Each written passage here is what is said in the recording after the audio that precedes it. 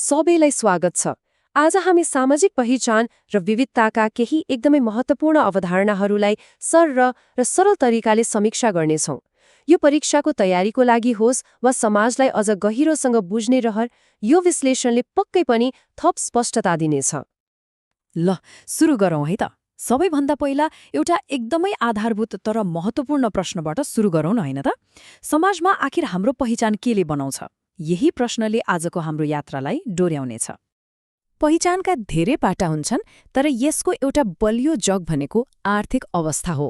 त्यसो भए सबैभन्दा पहिला यही आर्थिक जगबाट सुरु गरौँ, जहाँ हामी वर्ग र सामाजिक रूपान्तरणबारे बुझ्नेछौँ। अब वर्ग भनेको के हो त? सुन्दा अलिक गाह्रो लाग्ला, तर यो एकदमै सरल कुरा हो। यो भनेको पैसा, पढाइ वा कामको आधारमा समाजलाई हेर्ने एउटा तरिका मात्र हो। हामीले सधैँ सुन्ने गर्छौँ नि, उच्च वर्ग, मध्यम वर्ग अनि निम्न वर्ग।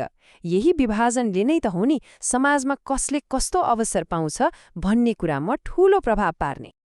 अनि सामाजिक रूपान्तरण, यो भनेको चाहिँ समाजलाई राम्रो बनाउने एउटा प्रक्रिया हो। भनौँ न, पुराना, काम नलाग्ने र असमान परम्पराहरूलाई फालेर एउटा न्यायपूर्ण र आधुनिक समाज बनाउने अभियान जस्तै। यो प्रगति र न्यायसँग जोडिएको कुरा हो। आर्थिक पाटो त भयो। अब पहिचानको अर्को एकदमै संवेदनशील तर महत्त्वपूर्ण तहमा जाउँ। त्यो हो लैङ्गिकता र समावेशिता। यो हाम्रो समाजको लागि साँच्चै नै एउटा महत्त्वपूर्ण विषय हो। यो स्लाइडमा हेर्नुहोस् त, एकदमै प्रष्ट छ। एकातिर छ लैङ्गिक सवाल, यो भयो समस्या, अर्थात् समाजले पुरुष र महिलालाई छुट्टा छुट्टै भूमिका तोकिदिएका कारण हुने भेदभाव।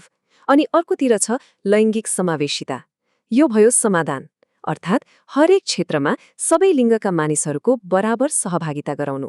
र यो किन यति महत्त्वपूर्ण छ भने नि, समावेशिता भनेको आधा जनसङ्ख्यालाई मात्रै होइन, सबैलाई निर्णय प्रक्रियामा सामेल गराउनु हो। जब सबैको कुरा सुनिन्छ, तब मात्रै त समाज साँच्चै बलियो र निष्पक्ष हुन्छ, होइन र? ल अब हाम्रो छलफललाई अझै फराकिलो बनाऊ। पहिचान भनेको वर्ग र लिङ्ग मात्रै त होइन नि, अपाङ्गता, धर्म र क्षेत्र जस्ता अरू धेरै कुराहरू पनि छन् जसले हाम्रो पहिचान बनाउँछ।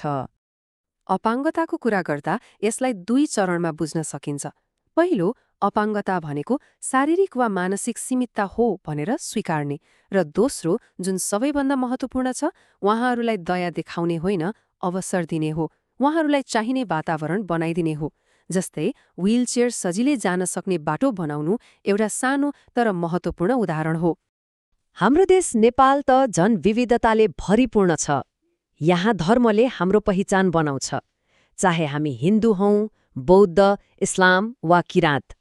त्यस्तै हामी हिमाल, पहाड वा तराई कहाँबाट आएका हौँ, त्यसले पनि हाम्रो परिचयमा एउटा छुट्टै रङ्ग थप्छ। अब हामी यो छलफलको सबैभन्दा मुख्य र अन्तिम निचोडमा आइपुगेका छौँ। आखिर यी सबै विविधता र समावेशिताको कुरा किन गर्ने त? किनभने हाम्रो लक्ष्य भनेको एउटा समतामूलक समाज बनाउनु हो।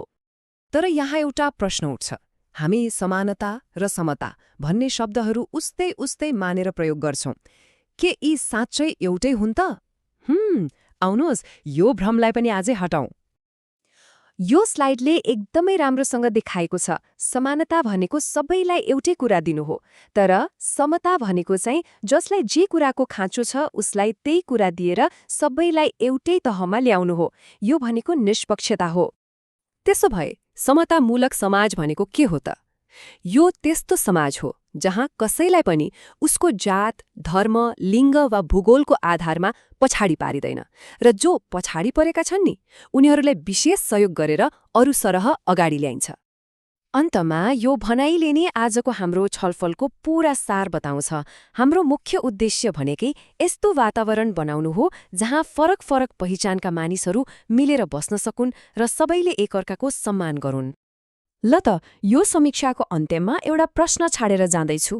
आज हामीले जे कुरा गर्यौं त्यसलाई मनन गरेर सोच्नुहोस् त, हाम्रो समाजलाई अझै राम्रो, अझै न्यायपूर्ण बनाउन अबको हाम्रो अर्को कदम के हुन सक्छ?